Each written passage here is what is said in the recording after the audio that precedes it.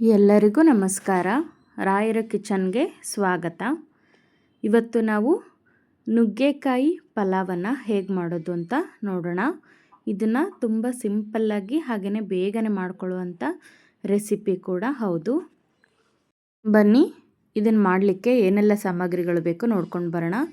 ಇಲ್ಲಿ ಕಸೂರಿ ಮೇಥಿ, ಜೀರಿಗೆ ಪುಡಿ, ಗರಂ ಮಸಾಲ, ಇಲ್ಲಿ ನಾನು ಕಲ್ಲು ಹೂವು, ಚಕ್ಕೆ, ಏಲಕ್ಕಿ, ಲವಂಗ ಹಾಗೆ ಒಂದು 4 ಕಾಳು ಮೆಣಸನ್ನು ತಗೊಂಡಿದ್ದೀನಿ. ನಂತರ ಇಲ್ಲಿ ಖಾರದ ಪುಡಿ, ಉಪ್ಪು, ಸಾಸಿವೆ, ಜೀರಿಗೆ, ಹಾಗೆಯೇ ಧನಿಯಾ ಪುಡಿ, ಮೊಸರು, ಇಲ್ಲಿ ನುಗ್ಗೆಕಾಯನ್ನು ಕಟ್ ಮಾಡಿ ಇಟ್ಕೊಂಡಿದ್ದೀನಿ. ನಂತರ ಇಲ್ಲಿ ಕೊತ್ತಂಬರಿ ಸೊಪ್ಪು, ಟೊಮೆಟೊ, ಈರುಳ್ಳಿ, ಹಸಿಮೆಣಸಿನಕಾಯಿನ ಹೆಚ್ಚಿಟ್ಕೊಂಡಿದ್ದೀನಿ. ಹಾಗೆಯೇ ಇಲ್ಲಿ ನಾನು ಬೆಳ್ಳುಳ್ಳಿಯನ್ನು ತೊಗೊಂಡಿದ್ದೀನಿ. ನೀವು ಬೇಕಿದ್ದರೆ ಶುಂಠಿ ಬೆಳ್ಳುಳ್ಳಿ ಪೇಸ್ಟನ್ನು ಕೂಡ ತೊಗೋಬೋದು. ಹಾಗೆಯೇ ಅಕ್ಕಿಯನ್ನು ತೊಗೊಂಡಿದ್ದೀನಿ. ಇಲ್ಲಿ ನಾನು ಒಲೆ ಮೇಲೆ ಕುಕ್ಕರನ್ನು ಇಟ್ಕೊಂಡಿದ್ದೀನಿ. ಅದಕ್ಕೆ ಸ್ವಲ್ಪ ಎಣ್ಣೆಯನ್ನು ಹಾಕ್ಕೊಂಡಿದ್ದೀನಿ. ಎಣ್ಣೆ ಕಾಯ್ಲಿಕ್ಕೆ ಬಿಡೋಣ. ಎಣ್ಣೆ ಕಾದ ನಂತರ ಇದಕ್ಕೆ ನಾವು ಸಾಸಿವೆ ಹಾಗೆ ಜೀರಿಗೆಯನ್ನು ಹಾಕ್ಕೊಳ್ಳೋಣ. ಈಗ ಸ್ವಲ್ಪ ಸಾಸಿವೆ ಹಾಗೆ ಜೀರಿಗೆ ಚಟಪಟ ಅಂತ ಸಿಡೀಲಿ.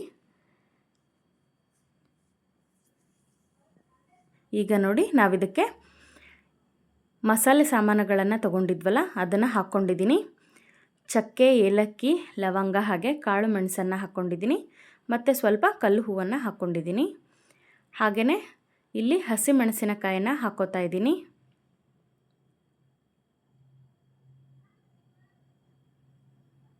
ಇಲ್ಲಿ ಈರುಳ್ಳಿಯನ್ನು ಕೂಡ ಹಾಕ್ಕೊಂಡು ಚೆನ್ನಾಗಿ ಫ್ರೈ ಮಾಡ್ಕೊಳ್ಳೋಣ.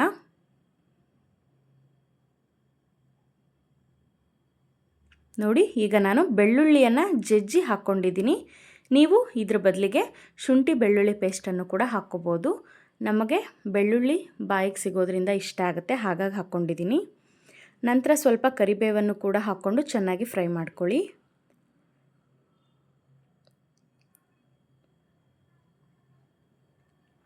ನೋಡಿ ಇಷ್ಟು ಫ್ರೈ ಆಗಿದೆ. ಈಗ ನಾವಿದಕ್ಕೆ ಹೆಚ್ಚಿಟ್ಕೊಂಡಂತಹ ನುಗ್ಗೆಕಾಯನ್ನು ಹಾಕ್ಕೊಳ್ಳೋಣ. ಹಾಕಿ ಮತ್ತೆ ಒಮ್ಮೆ ಎಣ್ಣೆಯಲ್ಲಿ ಸ್ವಲ್ಪ ಫ್ರೈ ಮಾಡ್ಕೊಳ್ಳಿ.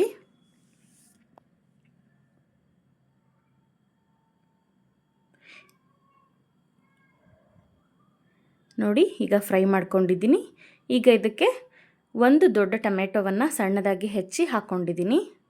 ಅದನ್ನು ಕೂಡ ಹಾಕ್ಕೊಂಡು ಚೆನ್ನಾಗಿ ಫ್ರೈ ಮಾಡ್ಕೊಳ್ಳಿ. ತಪ್ಪದೆ ನೀವು ಕೂಡ ಈ ರೆಸಿಪಿಯನ್ನು ಟ್ರೈ ಮಾಡಿ, ನಿಜವಾಗ್ಲೂ ತುಂಬಾ ಚೆನ್ನಾಗಿ ಬರುತ್ತೆ. ನೋಡಿ ನಾವೀಗ ಇದಕ್ಕೆ ಸ್ವಲ್ಪ ಉಪ್ಪನ್ನು ಸೇರಿಸ್ಕೊಳ್ಳೋಣ. ಉಪ್ಪು ಹಾಕೋದ್ರಿಂದ ಟೊಮೆಟೊ ಬೇಗ ಮೆತ್ತಗಾಗುತ್ತೆ, ಹಾಗಾಗಿ ಸ್ವಲ್ಪ ಬೇಗನೆ ಹಾಕ್ಕೊಂಡಿದ್ದೀನಿ. ಈಗ ಚೆನ್ನಾಗಿ ಒಮ್ಮೆ ಮಿಕ್ಸ್ ಮಾಡ್ಕೊಳ್ಳೋಣ. ಈಗ ನಾವಿದಕ್ಕೆ ಮಸಾಲ ಪುಡಿಗಳನ್ನು ಹಾಕೊಳ್ಳೋಣ. ಇದು ಗರಂ ಮಸಾಲ, ಜೀರಿಗೆ ಪುಡಿ, ಹಾಗೆಯೇ ಧನಿಯಾ ಪುಡಿಯನ್ನು ಹಾಕ್ಕೊಂಡಿದ್ದೀನಿ. ಸ್ವಲ್ಪ ಇದಕ್ಕೆ ಖಾರದ ಪುಡಿಯನ್ನು ಕೂಡ ಹಾಕ್ಕೊಂಡಿದ್ದೀನಿ. ಮೇಲೆ ಸ್ವಲ್ಪ ಕಸೂರಿ ಮೇಥಿಯನ್ನು ಕೂಡ ಹಾಕ್ಕೊಂಡು ಚೆನ್ನಾಗಿ ಮಿಕ್ಸ್ ಮಾಡ್ಕೊಂಡಿದ್ದೀನಿ.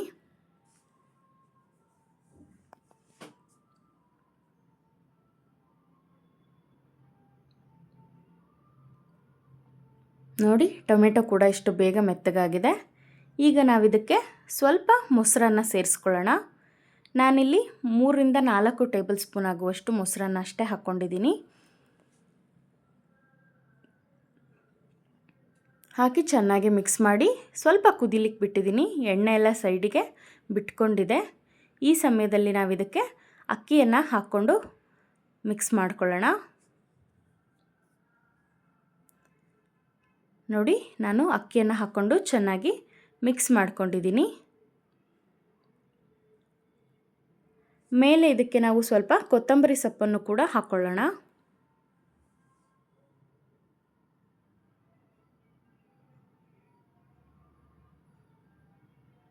ಈಗ ಇದಕ್ಕೆ ನಾವು ನೀರನ್ನು ಸೇರಿಸ್ಕೊಳ್ಳೋಣ.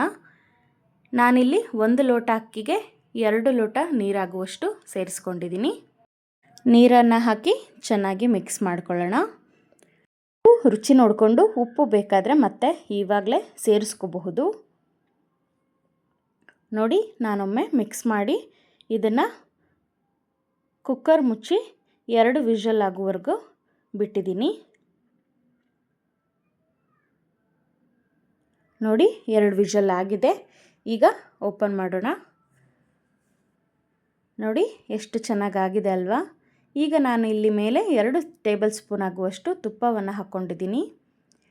ರುಚಿ ತುಂಬಾ ಚೆನ್ನಾಗಿ ಬರುತ್ತೆ. ಹಾಗಾಗಿ ಈಗ ಒಮ್ಮೆ ಚೆನ್ನಾಗಿ ಮಿಕ್ಸ್ ಮಾಡ್ಕೊಳ್ಳೋಣ.